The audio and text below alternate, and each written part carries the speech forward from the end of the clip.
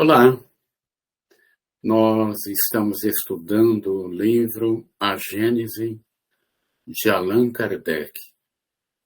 É uma das 5 obras básicas da doutrina espírita.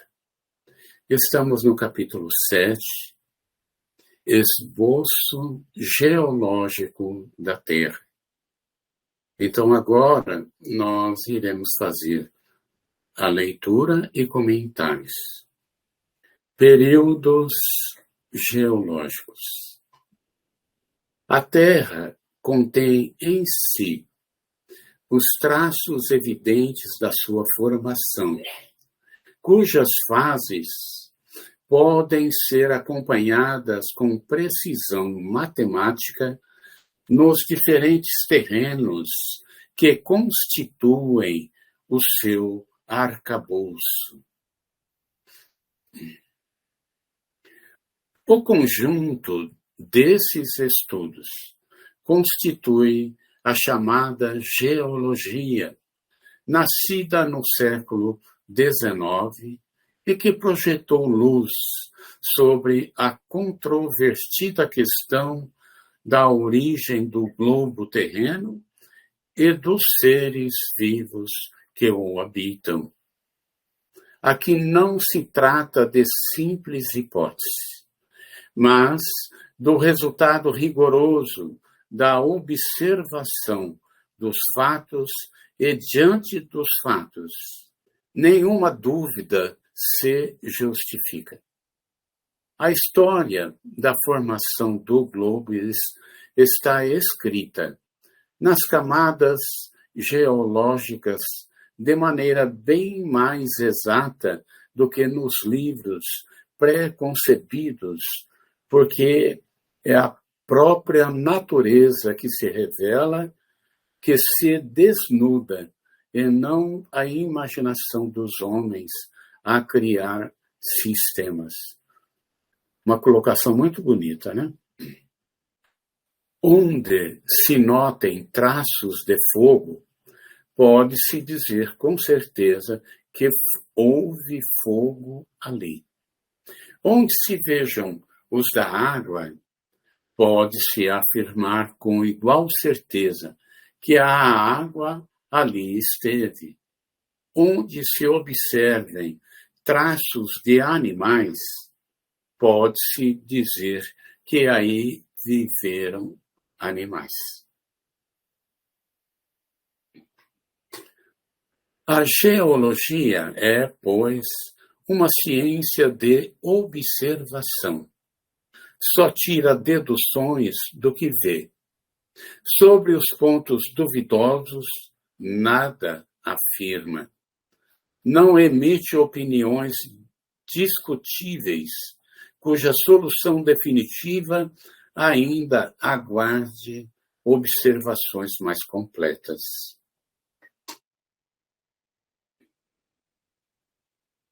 Sem as descobertas da geologia, como sem as da astronomia, a gênese do mundo ainda estaria nas trevas da lenda. Seriam histórias, né? Graças a ela, o homem conhece hoje a história da sua habitação, tendo desmoronado para não mais tornar a erguer-se a estrutura de fábulas que lhe rodeavam o berço.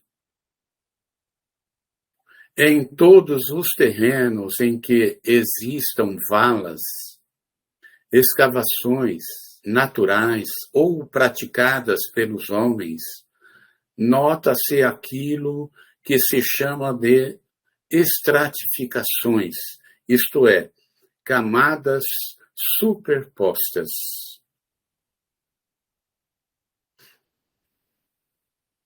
Os terrenos que apresentam essa disposição são designados pelo nome de terrenos estratificados. Essas camadas de espessura muito variável desde alguns centímetros até 100 metros e mais, se distinguem entre si pela cor e pela natureza das substâncias de que se compõem.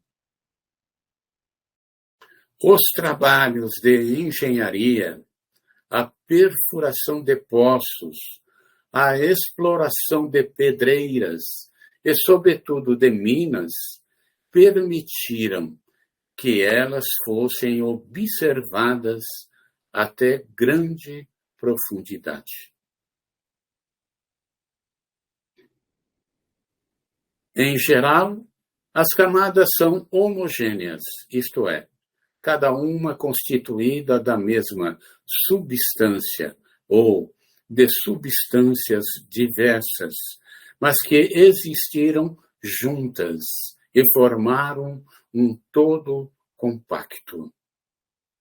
Então, o que aí nesse detalhe ele põe, que muitas vezes uma camada, ela só tem um material, mas muitas vezes também há vários materiais, né?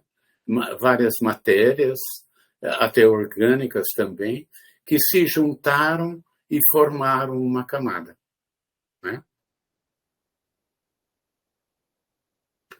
A linha de separação que as isola umas das outras é sempre nitidamente sulcada, como nas fiadas de uma construção.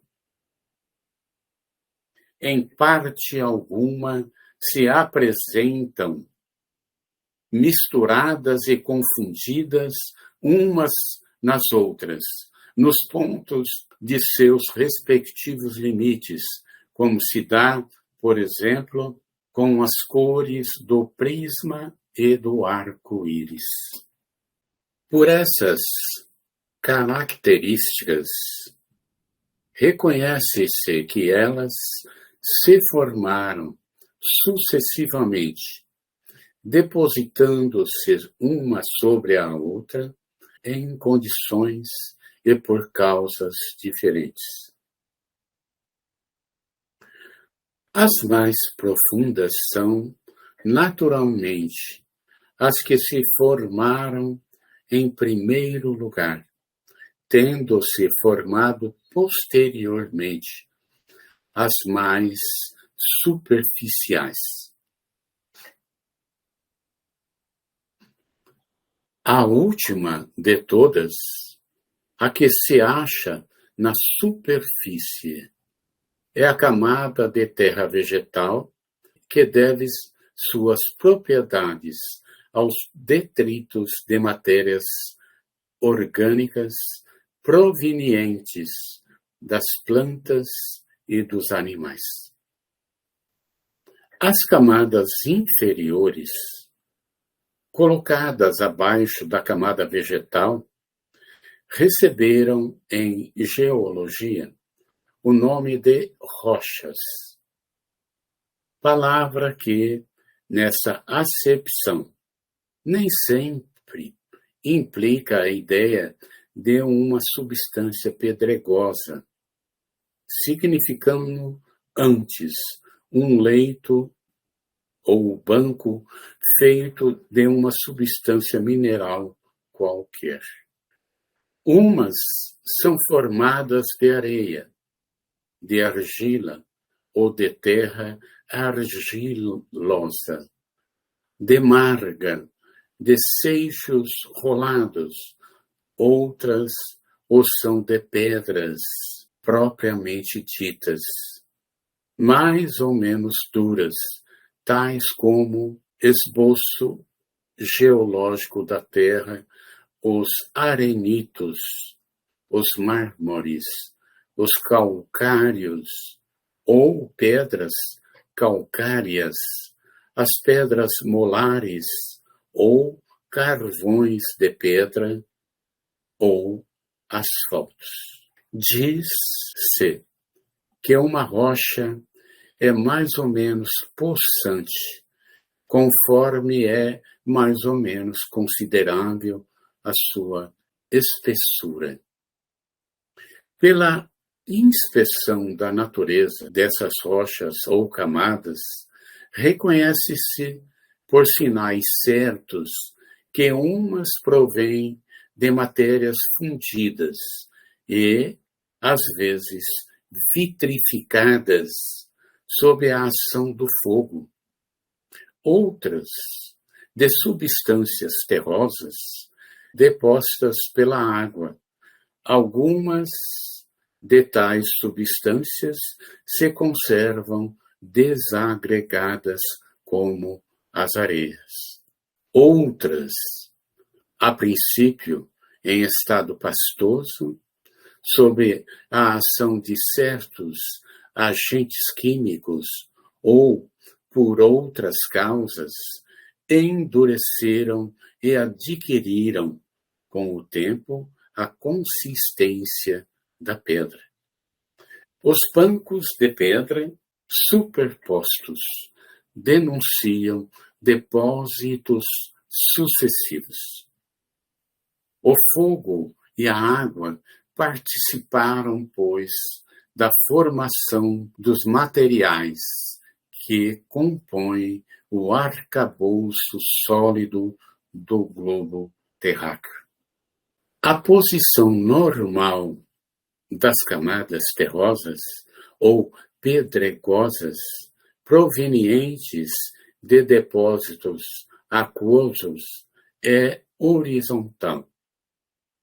Quando vemos essas planícies imensas que por vezes se estendem a perder de vista de perfeita horizontalidade, lisas como se as tivessem nivelado com um rolo compressor, ou esses vales profundos, tão planos como a superfície de um lago, podemos estar certos de que, em época mais ou menos dada, tais lugares estiveram por longo tempo cobertos de águas tranquilas que, ao se retirarem, deixaram em seco as terras que elas depositaram enquanto ali permaneceram. Então, essas terras iam decantando no fundo e formando uma superfície plana, né? Retiradas as águas, essas terras se cobriram de vegetação. Se, em vez de terras gordurosas, limosas ou margosas, capazes de assimilar os princípios nutritivos, as águas apenas tivessem depositado areias silicosas sem agregação, teríamos as planícies arenosas e áridas que constituem as charnecas e os desertos, dos quais nos podem dar pequena ideia os depósitos que ficam das inundações parciais e os que formam as aluviões na embocadura dos rios. Parece que tem uma anotação aí, né? A nota de terra que é úmida, 62, coesa, forte. Nota 63, solos de calcário e argila usados em olaria como corretivos de terras agrícolas. Algum comentário, gente? Oi, Elza. Não dá nem para fazer comentário, né? Eu estou aqui que nem aluninho sentadinho assistindo uma aula de ciências. É muito bacana, né? É muito bacana, sabe que eu não tinha esse conhecimento, assim. Eu sei que existia tal, mas assim, nunca tive curiosidade nem paciência. Na verdade, falta de interesse mesmo, de estar vendo esse assunto Mas na medida em que eu fui lendo, eu falei, nossa, que beleza. E ele escreve de uma forma que eu acho envolvente, né? Aí até teria uma observação para fazer. No capítulo anterior que a gente viu a uranografia geral, era Galileu que escrevia, né? Era verdade. Agora eu estou vendo esse texto aqui, também estou ficando maravilhada, envolvida com ele, e não tem um autor, né? É um texto, assim, até gostaria que você comentasse isso. Esse texto é um texto que foi ditado pelos espíritos, vários. Como é que foi isso? Eu penso que eles instruíram Kardec, mas que, na verdade, é obra da mão de Kardec mesmo. Tem impressão. Né? Muito bonito. Era isso.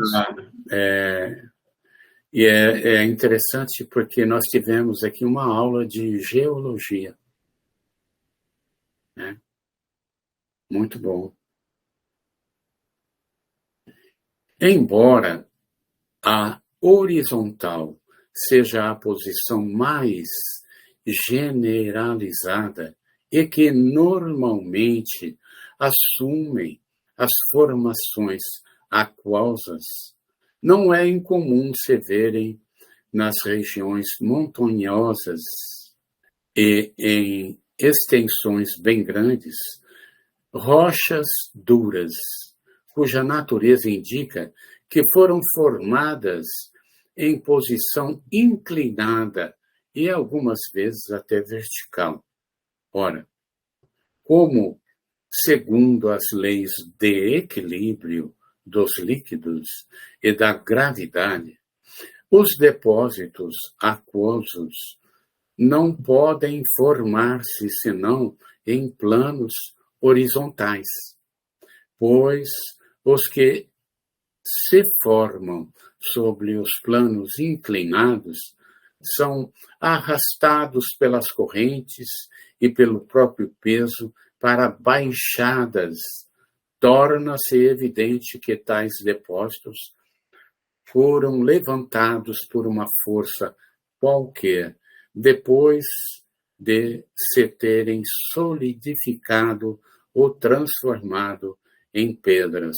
O que ele quer, estou deduzindo aqui, o que ele quer dizer, porque são formações até na horizontal e com substâncias que se deduz a presença de água também.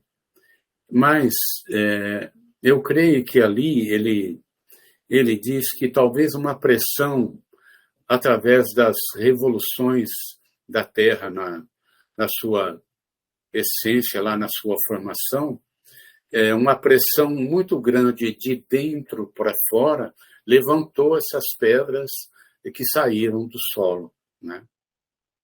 É a única hipótese, né? E é a hipótese que ele usa aí também, né? Então, como se fosse uma pressão vinda do interior da Terra, trazendo para cima o material que ficou ali depois, né? Tudo bem?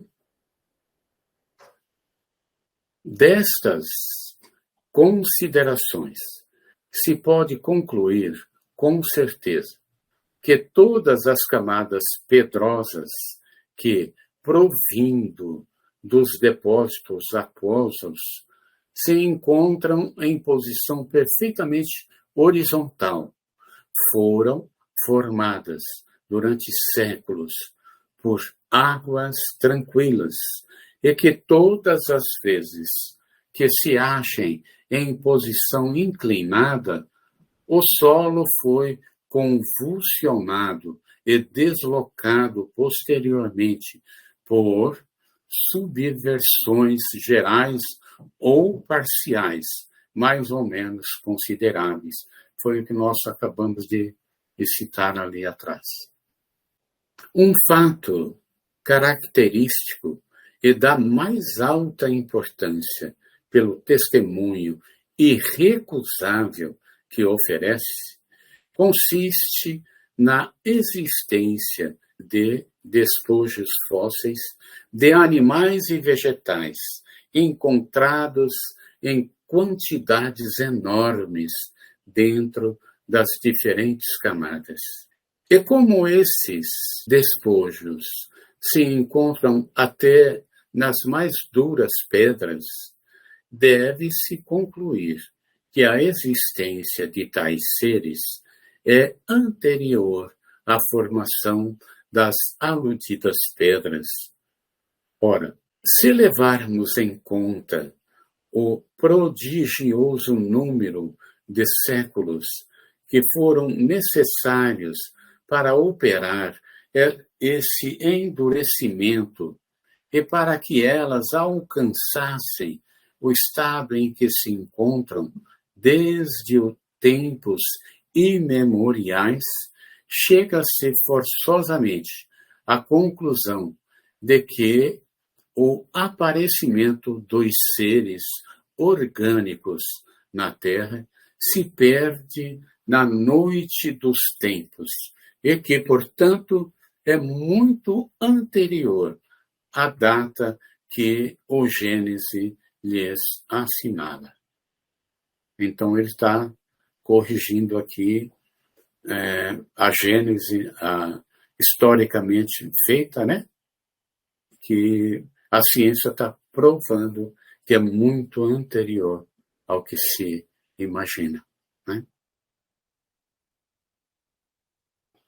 Nota de Allan Kardec.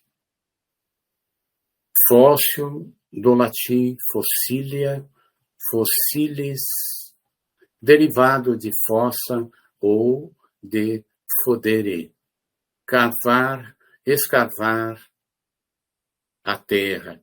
É uma palavra em que em geologia se emprega para designar corpos ou despojos de corpos orgânicos de seres que viveram anteriormente às épocas históricas. Por extensão, diz-se igualmente das substâncias minerais que revelam traços da presença de seres organizados, tais como as marcas deixadas por vegetais ou animais. O termo petrificação só se emprega com relação aos corpos que se transformaram em pedra pela infiltração de matérias silicosas ou calcárias nos tecidos orgânicos.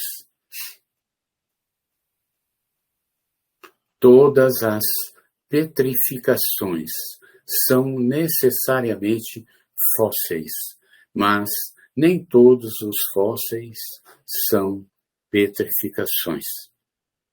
Nos objetos que se revestem de uma camada pedregosa, quando mergulhados em certas águas carregadas de substâncias calcárias, como as do regato de Saint-Alire,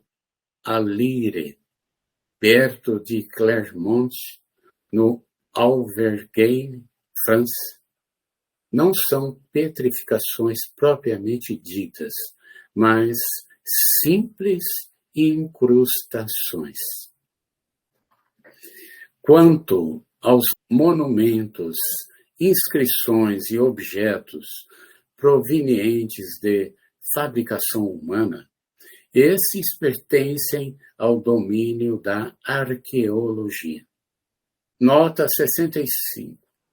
Sabemos que as primeiras formas de vidas, bactérias ou algas azul esverdeadas, surgiram há cerca de 3,5 milhões de anos, e há 570 milhões de anos, as plantas e os animais complexos começaram a se desenvolver.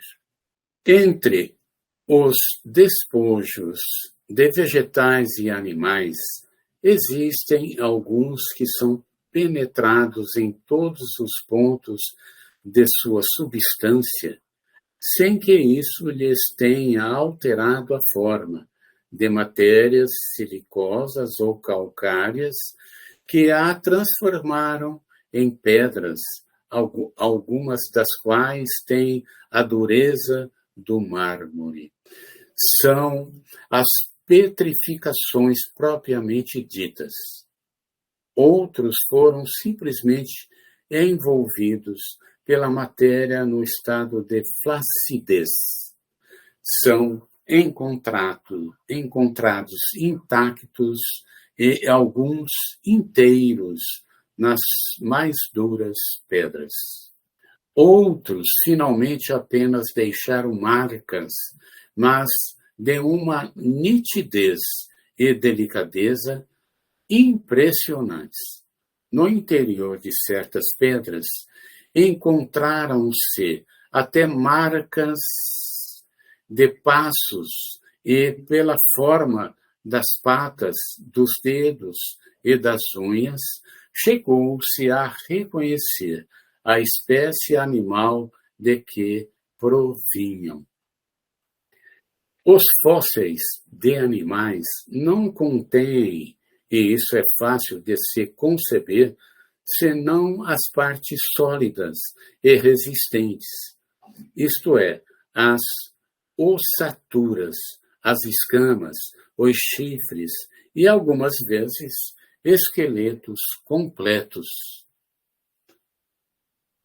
Na maior parte das vezes, no entanto, são apenas partes isoladas que a procedência facilmente se reconhece.